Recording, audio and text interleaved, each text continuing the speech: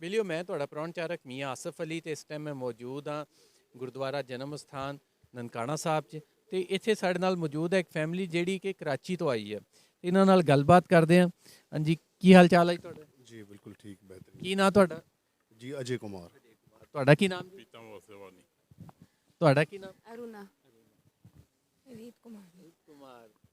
सुरेन पुष्पा सेवानी। ਅੱਛਾ, ਤੁਸੀਂ ਪਹਿਲੀ ਵਾਰੀ ਆਏ ਹੋ ਕਿ ਪਹਿਲੇ ਵੀ ਇੱਥੇ ਆਉਂਦੇ ਰਹਿੰਦੇ ਹੋ? नहीं हम मेले में आते रहते हैं, लेकिन अभी घूमने आए थे सिर्फ, तो फिर हमने कहा कि यहाँ माथा टेकते हुए जाए। ਤੇ ਘੁੰਮਣ ਕਿੱਥੇ ਆਏ ਸੀ ਤੁਸੀਂ? हम लोग पूरा ऑल ओवर पाकिस्तान घूमे हैं। स्पेसिफिक कोई सिटी, स्पेशली कोई सिटी? लाहौर, इस्लामाबाद, जहाँ अभी हम आए तो हमें यहाँ पता चला। हाँ। छुट्टी है बच्चों की तो हाँ, यानी छुट्टियाँ घूमने आए हो? आप बताओ ना, क्या घूमने आए हो, क्या करने आए हो? घूमने। चलो आप बताओ, भैया तो शर्मा रहे।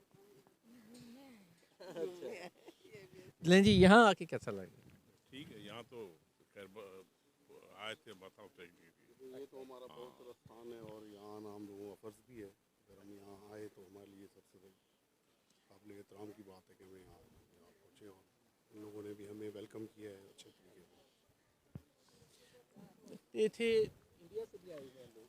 जी जी नहीं, हमारे अभी नहीं, अभी हम लोग पहुँचे हैं, जस्ट अभी हम आए थे। हाँ, सबसे पहले हम यहीं आए।